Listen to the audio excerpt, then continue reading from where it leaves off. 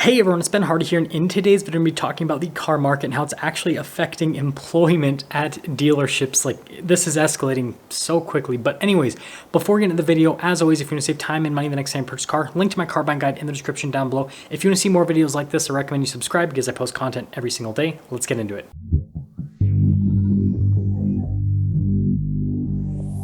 Now let me explain a few things to get all of you up to date, and then we will explain why it is doom and gloom at dealerships. So first off, for the 2022 sales year, initially everyone was projecting that we were going to sell about 16 million new cars.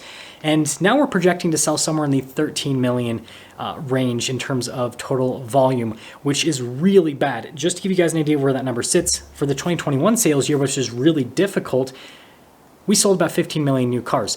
13 million units is recession levels of volume. Like the last time that the US market was in that range was during the Great Recession. So like it's doom and gloom from a volume perspective.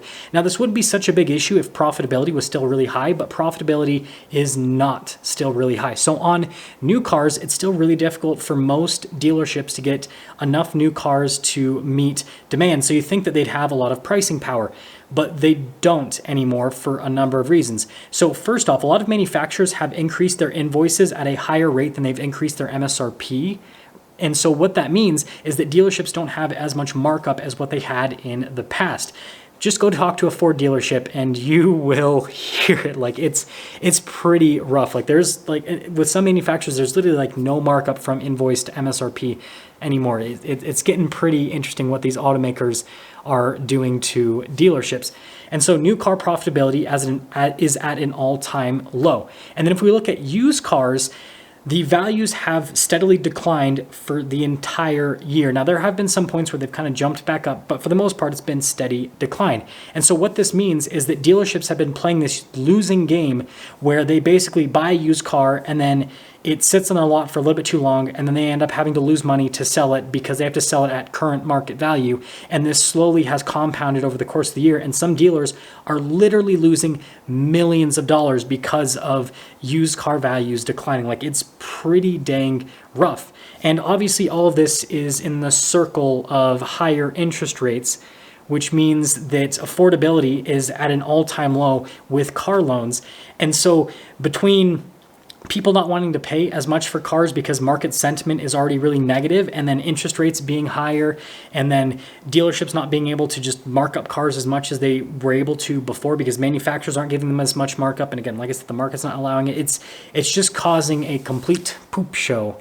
And so now we have to talk about how this is affecting people working at dealerships. So first off, we're going to start with the front line, and that is the sales staff. So traditionally, sales staff actually have a pretty high turnover rate at dealerships because it's a pretty crappy position. Now, obviously, if you work at a dealership for a really long time, really get to know a brand, and you build a big customer base, it can be an amazing career where you can make a lot of money. But that's not what happens for most people. What happens for most people is they jump into the career and they don't make pretty much any money for quite some time, and then maybe they start to make money, but then they realize it's a bunch of big ups and downs, and it's just a really difficult position to hold. And so they end up either leaving the car business or going from dealership to dealership because they think that the grass is always greener on the other side. But that being said, over the last couple of years, it has been the best time to be a salesperson because volume has been at an all-time low and profitability has been at an all-time high. And so what this means for sales staff is they have to work less hours, they get to work less hours, and they get to make more money. Like, what more could you ask for as someone that is in a particular profession? And just to give you guys an idea of how easy it was to be a salesperson for the 2021 sales year, for example, people would literally go in and they would say, hey, do you have this on your lot? And then the salesperson would say, yes, we have one, and this is how much it costs. And then the person would be like that meme from Rick and Morty, you son of a bitch, I'm in. Like literally, it was that easy. I've talked to so many salespeople, and they said that every single customer was what in the sales world is called a quote unquote laydown, where they would pay whatever the dealership was charging because everyone had this FOMO thing where, oh, if I don't buy a car now, then it's never going to be available, and the prices, because they were increasing pretty much every single week, the price is going to be higher, so I need to lock in this price right now, right? There was a lot of fear in the market in terms of just, again, missing out. And so, yeah, it was really easy.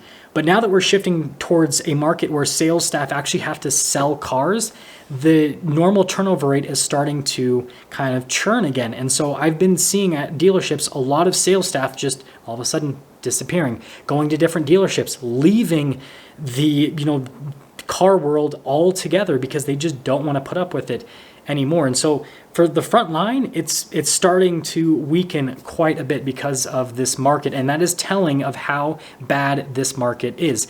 But what's really telling is actually management leaving. So I've been seeing this trend where a lot of management at different dealerships is starting to not only leave a specific dealership to another dealership, but just leave the car business altogether because they see it as like a sinking ship, and they're just going to get out while the getting, like, they're like, okay, well, the getting was good, now it's not good anymore, so let's just get out of this business altogether. And this is the thing that's the most crazy to me, because management typically tends to stick around for a lot longer because there's there's more upward mobility with management, and the pay also tends to be a little bit more steady. Now, it does fluctuate up and down from month to month, but compared to the average salesperson, the average manager not only makes more money, but that money is a lot more steady, and so they're less likely to leave the dealership. And on top of that, again, it depends dealership to dealership, but managers typically have a more set schedule, and so then they end up working less hours than sales staff. And so overall, the position just seems to be a little bit better, and that's why everyone wants to be a manager at a dealership. But if managers don't even want to manage at dealerships anymore, that is a really bad sign, not only for like the stability of dealerships, but just for the general car market, because these are people that are looking at car sales every single day and have been making massive amounts of money over the last few years that don't want to be in the industry anymore. So I first want to talk about what this means for you as a consumer, and then what this means for you if you happen to be watching this video and work at a dealership. So first off, as a consumer, what you need to understand is there is a lot more pain to come, and this is just one of those signs that the cracks in the market are starting to really show. And so understand that you need to probably tread carefully with your next purchase. And just like I said in the last video, I think that unless you really need to get a car, I would kind of just take a step back and just wait to see what's basically unfolding within the market. I think that the people that are in the best possible position to buy a car right now, that can get the best possible deal, are just frankly cash buyers. If you happen to be a cash buyer, I think right now could actually be a really good time to buy a car, because you actually have some bargaining power and you don't have to deal with the crazy high interest rates, because again, you're a cash buyer, you're not taking out a loan. Now, for people that are working at dealerships, I think that this is actually going to be the best possible time to either get into the car industry or to cement yourself within the dealership that you're currently working at. Because when times are good and when things are easy, like, again, there's not a lot for you to push against, and so there's not really a lot that you can do to make yourself shine. Yeah, you could be the number one salesperson at a dealership, but it's like, big whoop, everyone's a lay down, the market's easy, and that's what's been happening, again, over the last couple of years. But when the market is in a downturn, it's really difficult to sell cars, and you actually have to be a salesman, where you have to explain to people why they should buy your product over someone else's product, and why they should buy a car now rather than later, because you got them such a good deal that it makes sense to do it now rather than later, right?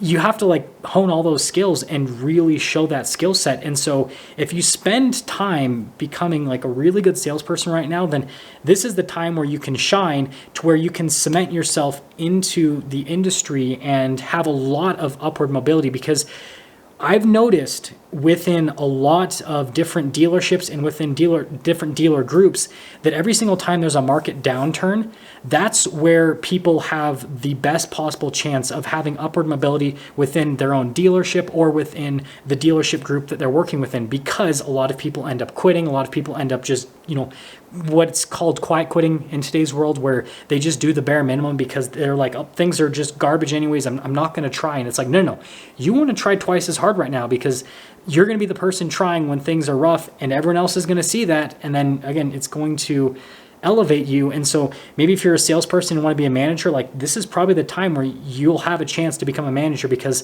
a lot of your managers will probably be quitting, and a lot of your other salespeople will be so just upset, and the word that we always use in the dealership is tubed out to do anything. And so if you're doing something, like, again, it's going to just show really well. But then if you're in management right now and you happen to work for a dealership that has a corporate structure, some corporate people are probably going to be getting fired, right? Because profitability is decreasing. And so again, it could give you a chance for some upward mobility. And so that's just my friendly Ben Hardy advice if you happen to work in the car market.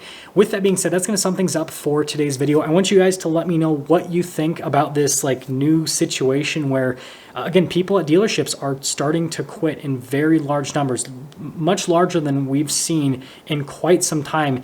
And I think once the official numbers come out, this is just my guess, it's probably going to be a much higher rate compared to what we saw prior to the pandemic, with pretty much every single role in the dealership. Again, with what I've been seeing so far, with the amount of messages and emails that I've been getting from people that work at dealerships that want to quit, or asking me for, like, you know, where should I go for a job? Like it's pretty crazy. So anyways, I'll see ya.